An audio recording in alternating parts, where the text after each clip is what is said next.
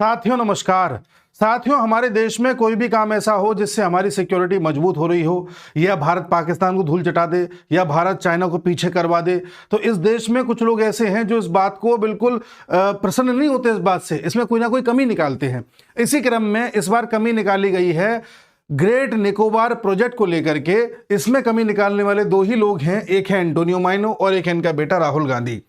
हुआ यह कि 5 तारीख को, इसी सितंबर की 5 तारीख को राहुल गांधी एक खत लिखते हैं ट्राइबल मिनिस्टर को और बोलते हैं कि जो ये ग्रेट निकोबार प्रोजेक्ट चल रहा है, इसमें कई सारे ट्राइब्स ऐसे हैं जिनको नुकसान हो सकता है। आप उनके हितों के लिए क्या कर रहे हैं? ये बिल्कुल भी ठीक प्रोजेक्ट नहीं हो रहा है, इससे एनवायरनमेंट को नुकसान हो रहा है। ऐसी 10 बातें कह करके वो चिट्ठी ट्राइबल मिनिस्टर को दे गए और 7 तारीख को यहां से मलेशिया चले गए। कुछ तस्वीरें वायरल हुई थी, मैंने आपको पिछली वीडियो में बताया था। 8 तारीख को इनकी माता एंटोनियो माइनो द हिंदू में एक लेख छपवाती हैं और बोलती हैं कि जो ये निकोबार में हो रहा है ये एक इकोलॉजिकल डिजास्टर है, इससे एनवायरनमेंट को बहुत नुकसान हो रहा है, हमारे एनवायरनमेंट का ध्यान नहीं रखा जा रहा है, ये सब क्या कर रही है भारत सरकार, ये बिल्कुल गलत पॉलिसी लेकर के आई है। इस तरह से इसका विरोध किया जा रहा है। ठीक है साहब, अब आप कहेंगे ये राहुल गांधी ने कहा था, ठीक है जी। अब आप ये कहेंगे कि साहब ऐसा कौन सा प्रोजेक्ट है, ये निकोबार प्रोजेक्ट क्या चीज है, ऐसा यहां पर क्या बनने वाला है? तो आप जान करके हैरान होंगे, ये भारत का सबसे स्ट्रेटेजिक प्रोजेक्ट होने वाला है जो चाइना के सर में दर्द कर देगा। देखिए क्या है ये, देखिए। जैसा कि आप जानते हैं कि अंडमान निकोबार भारत के ही द्वीप समूह हैं। इसमें जो ग्रेट निकोबार नाम का आइलैंड है, देखो अंडमान कुछ आइलैंड्स को मिलाकर के कहते हैं, निकोबार कुछ आइलैंड्स को मिलाकर के कहते हैं। इसमें निकोबार में जो सबसे लास्ट वाला आइलैंड है उसे बोलते हैं ग्रेट निकोबार आइलैंड, ठीक है। उस आइलैंड का जितना भी क्षेत्रफल है उसमें 10% क्षेत्रफल में, उसके 10% में एक बड़े लेवल पर कंस्ट्रक्शन किया जाएगा, एक तरीके से इंफ्रास्ट्रक्चर डेवलपमेंट किया जाएगा, जिसमें भारत सरकार लगभग 72,000 करोड़ रुपए खर्च करेगी और इसका ऐलान 2021 में किया गया था। इतना पैसा खर्च करके सरकार यहां पर कई प्रकार की ऐसे इंफ्रास्ट्रक्चर डेवलपमेंट करेगी जिससे हमारी सिक्योरिटी, हमारी ऊर्जा, वहां के लोगों के लिए जॉब्स, हमारे देश को इकोनॉमिक फायदा, ये सब सरकार सुनिश्चित यहां से कर सकती है। इकोनॉमिक फायदे से याद आया कि आपने एक वर्ड सुना होगा, क्रेडिट स्कोर। क्रेडिट स्कोर एक तरीके से आपकी फाइनेंशियल हेल्थ के बारे में बताता है कि आपके फाइनेंसेस कैसे हैं, आपको कितना लोन मिल सकता है, आपका सिविल स्कोर कितना है, आपका एक्सपीरियन, आपका इक्विफैक्स, आपका CRIF स्कोर कितना है, इन सब का मूल्यांकन होता है। इस क्रेडिट स्कोर के माध्यम से आप अपनी फाइनेंशियल हेल्थ को ठीक भी कर सकते हो अगर खराब चल रही है तो, और इसको आप और ज्यादा अच्छा भी कर सकते हो जिससे कि आपको इंस्टेंट और प्री अप्रूवल लोन भी मिल जाए। आप कहोगे इसे हम चेक कैसे करें, तो मैंने अपने डिस्क्रिप्शन में एक लिंक दिया है, वहां जाके आप चेक कर सकते हैं। कमेंट बॉक्स में दिया है, वहां जाकर के चेक कर सकते हैं। इस पर आप चाहो तो आपको मंथली अलर्ट्स भी मिल सकते हैं व्हाट्सएप के माध्यम से, मेल के माध्यम से, कि आपका स्कोर अब ठीक चल रहा है, अब बेकार हो गया, अब ऐसा कर लो, अब वैसा कर लो। एडवाइसेस भी मिल सकती हैं। और अगर आपके साथ कोई डिस्प्यूट हो जाता है तो इस एरर को भी 30 दिन के अंदर अंदर ठीक कर दिया जाता है। यह सुविधा कई भाषाओं में उपलब्ध है, हिंदी, गुजराती, मराठी, तेलुगु, कई भाषाओं में। तो आप अगर चाहें कि आप अपना क्रेडिट स्कोर जान सकें जिससे कि आपके सिविल भी खराब ना हो, फाइनेंशियल स्टेटस भी सही बना रहे, आप पैसे का सही उपयोग भी कर पाएं, लोन भी आपको ठीक से मिल जाए, और समय समय पर कोई आपको बताता रहे कि अब ये कर लो, अब ये कर लो, तो आप इस लिंक पर जाकर के डिटेल्स भर के सब कुछ जान सकते हैं। अब आगे बढ़ते हैं, इनके बारे में जानते हैं कि ये प्रोजेक्ट क्या है। तो मैं आपको पहले गूगल मैप पे दिखाता हूं कि ये है क्या। देखिए गौर से, ये हमारा है ग्रेट निकोबार आइलैंड, देख रहे हैं आप। यहां पर कैंपबेल बे नेशनल पार्क है। सबसे दक्षिण वाला बिंदु इंदिरा पॉइंट जिसे हम कहते हैं हमारे देश का, वो भी ग्रेट निकोबार पर ही है। यहां से 9 किलोमीटर ऊपर चलोगे तो वो क्षेत्र आ जाएगा जहां पर ये जो प्रोजेक्ट है ये बनना है। देखो इंदिरा पॉइंट इससे थोड़ा ऊपर, ठीक है। इसके बनने से होगा क्या, होगा ये कि आज ये जो आप देख रहे हो ये क्षेत्र, इसे कहते हैं स्ट्रेट ऑफ मलक्का, मलक्का की जल संधि, यानी कि इंडियन ओशियन को पैसिफिक ओशियन से जोड़ने वाला पतला सा जल का रास्ता। आज चाइना के पास जितना भी व्यापार होता है, जितना भी ऑयल का ट्रेड चाइना करता है, वो 80% ट्रेड यहीं से होता है, क्योंकि सारे पानी के जहाज यहीं से जाते हैं। ओवरऑल पूरे वर्ल्ड का ट्रेड देखा जाए तो वर्ल्ड का 30% ट्रेड इस जगह से होता है। बड़े बड़े जो कंटेनर आते हैं, पानी के जहाज आते हैं, वो इसी क्षेत्र से आते हैं और कहां पर रुकते हैं, कभी हांगकांग में रुक जाएंगे, कभी इनके किसी और बंदरगाह पर रुक जाएंगे चाइना के। यानी कि इन बड़े बड़े कंटेनर्स को रुकवाने की जो व्यवस्था है वो चाइना के पास ही है। कई बार भारत को भी अगर अपना बड़ा कंटेनर मंगाना है और अगर अंडमान निकोबार के लिए जरूरत है तो हमें यहां उतरवाना पड़ता है, जिसमें हमारा पैसा खर्च होता है। तो हम क्या कर रहे हैं, इस ग्रेट निकोबार पर एक बड़े स्तर पर ट्रांसशिपमेंट पोर्ट का विकास कर रहे हैं, जिससे कि हम ये चाहेंगे कि आने वाले समय में जो पानी के जहाज यहां जाकर के रुक रहे हैं उनमें से 25 से 30% जहाज हमारे इस पोर्ट पर भी रुक जाएं, जिससे हमें पैसा मिले, हमें किराया मिले। ये हम चाह रहे हैं। इससे एंटोनियो माइनो को दिक्कत है।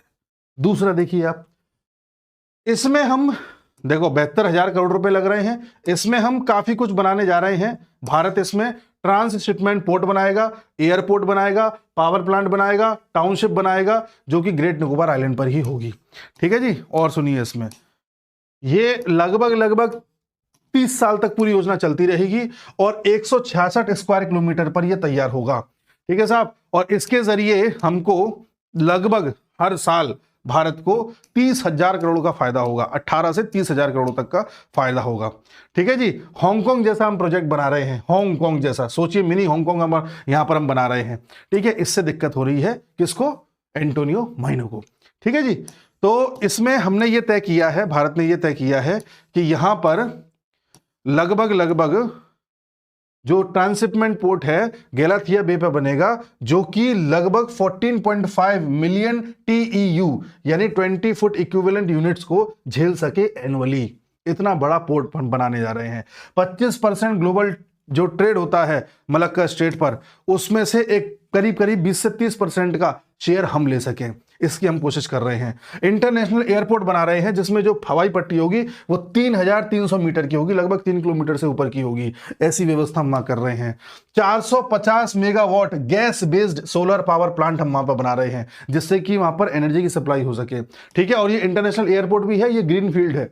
ठीक है। नए बिल्कुल जड़ से स्टार्ट होगा, पहले से कुछ भी नहीं बना हुआ है। उसके अलावा 16,570 हेक्टेयर किलोमीटर के आसपास एक टाउनशिप बनाई जाएगी, जिसमें 65,000 से ज्यादा लोग वहां पर रह सकते हैं। इसमें वर्कर भी रह सकते हैं, माइग्रेंट्स भी रह सकते हैं, और इनको होलिस्टिक तरीके से बनाया जाएगा, जिससे कि एनवायरनमेंट को भी नुकसान ना हो।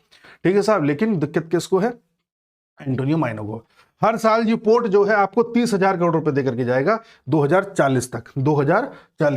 ठीक है। 50,000 से ज्यादा जॉब्स जनरेट ये करेगा, और भारत की सागरमाला इनिशिएटिव जो है समुद्र को जोड़ने वाला, उसमें ये शामिल हो जाएगा। ठीक है जी।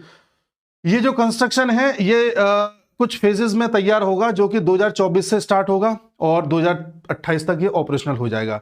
ठीक है। उसके बाद फिर दूसरा फेज स्टार्ट होगा। बिम्स्टेक को भी इससे मदद मिलेगी, यानी ऐसे देश जो भारत के इस वाले पोर्शन, ये इधर वाले जितने भी देश हैं भारत के बिम्स्टेक में शामिल हैं, इनको भी एक बड़ा यहाँ पर पोर्ट मिल जाएगा, एक बड़ा सहारा यहां पर मिलेगा। लेकिन दिक्कत है एंटोनियो माइनो को। एंटोनियो माइनो का कहना क्या है कि यहां पर ट्राइब्स रहती हैं, उनको दिक्कत हो जाएगी। यहां पर ट्राइब्स दो रहती हैं, एक है शोम्पेन ट्राइब और एक है निकोबारी ट्राइब। शोम्पेन ट्राइब में टोटल मेंबर 300 हैं, निकोबारी में 150 के आसपास है। इनके लिए भी सरकार सोची हुई है, पूरे का पूरा आइलैंड थोड़ी ले लिया है, 10% ही तो लिया है, लेकिन इनको दिक्कत है। अब इससे हमें क्या फायदा है और क्या फायदा है ये देखिए। ठीक है। ट्रेड में तो हम ये सब कर रहे हैं, ट्रेड तो खैर बहाना है। सबसे बड़ी बात यह है कि यहां पर हमारी मिलिट्री भी पहुंच जाएगी, डिफेंस भी पहुंच जाएगा, सिक्योरिटी गार्ड्स पहुंच जाएंगे। तो चाइना को हमेशा यह डर रहेगा कि कल को अगर इंडिया से पंगा लिया तो इंडिया इस रास्ते को रोक सकता है, और चाइना के इस रास्ते को रोकने का मतलब है चाइना की सांसें रोक देना। तो हमारी वहां पर डिफेंस मजबूती से पकड़ बना लेगा। ये एक मेन पॉइंट है हमारा। एक चीज और बता दूं मैं आपको, यहां पर हमारा जो पोर्ट ब्लेयर है, पोर्ट ब्लेयर जो राजधानी है यहाँ की, देखिए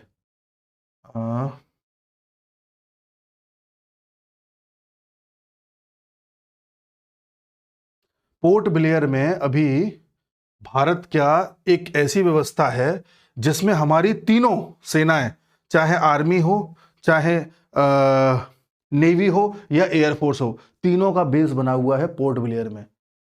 इसको और दुरुस्त करके हम निकोबार तक भी लेकर के जा रहे हैं। अब जब हम इस प्रकार की हरकतें करेंगे तो चाइना को दिक्कत होगी, और अगर चाइना को दिक्कत होगी और भारत में कुछ लोग रोएं इस चीज पे, तो समझ जाओ समर्थन किसको दे रहे हैं। जबकि कांग्रेस का तो रिकॉर्ड रहा है, 2008 में जाकर के चाइना के साथ एक MOU साइन किया इन्होंने, चाइना की कम्युनिस्ट पार्टी के साथ। उस MOU में क्या लिखा है आज तक सामने नहीं आया। तो हम तो कांग्रेस पर शक करेंगे, कांग्रेस शक को दूर करे, MOU को जारी कर दे। दूसरा, यहां पर अडानी भी अपना पैसा लगाने वाले हैं निकोबार प्रोजेक्ट में, तो आप लगातार देखो अडानी का विरोध होता रहता है। अडानी हालांकि हर उस जगह पैसा लगा देते हैं जहां पर चाइना लगाने वाला होता है, उससे पहले बोली में अडानी जीत जाते हैं और पैसा लगा देते हैं। चाहे श्रीलंका हो, चाहे केन्या हो, चाहे इजराइल हो, चाहे आपके अफ्रीका के अन्य देश हों, जहां जहां चाइना ने पहुंचा अपना प्रोजेक्ट लगाने के लिए, वहां अडानी बोली ज़्यादा लगा करके उस प्रोजेक्ट को ले लेते हैं और फिर देखो भारत में अडानी का विरोध होता है। तो अडानी से किसको दिक्कत है? चाइना को।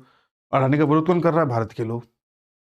समझ रहे हैं आप? तो ये पूरा खेल है। आज एनवायरनमेंट की इतनी याद आ रही है एंटोनियो माइनो को। एंटोनियो माइनो को तब दिक्कत समझ में नहीं आई जब 26/11 में 2008 में यहां पर आतंकी हमला हो गया था और इनकी सरकार देखती रह गई थी। पाकिस्तान पर एयर स्ट्राइक और सर्जिकल स्ट्राइक कुछ नहीं कर पाए ये लोग, जबकि ये एनएसी की अध्यक्ष थी और एनएसी वो कमेटी थी जो हमारे प्रधानमंत्री को बताती थी उन्हें क्या करना है, यानी प्रधानमंत्री से भी ऊपर बैठी हुई थी। लेकिन तब इन्हें इस देश के लोगों की जान जा रही थी, वो नहीं दिखाई दे रहा था। आज एनवायरनमेंट की चिंता सता रही है। इनको नहीं दिखाई दिया कि चाइना कब कब एग्रेशन हमको दिखाया है, तो हमें उस पर जवाब देना चाहिए था, उसको डांटना चाहिए था, उसको एग्रेशन दिखाना चाहिए था। तब हमने कुछ नहीं किया।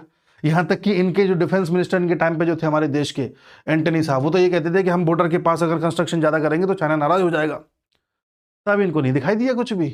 ये सब एनवायरमेंटलिस्ट जो बन जाते हैं या इस तरह की चिंताएं व्यक्त करते हैं, ये सब एजेंडा होता है। नर्मदा बचाओ आंदोलन चलाया था, सरदार सरोवर डैम नहीं बनना चाहिए, नहीं बनना चाहिए, नहीं बनना चाहिए, ये सब बहानेबाजी होती है। तो आप समझ जाइए कौन इस देश का भला चाह रहा है और कौन बुरा चाह रहा है। और ये भी समझ जाइए कि ये राहुल गांधी मलेशिया गए हैं, वहां से लौटेंगे तो कौन सा नया एजेंडा लेकर के आएंगे, देखने वाला होगा। खैर, मिलते हैं अगले वीडियो में, तब तक के लिए नमस्कार।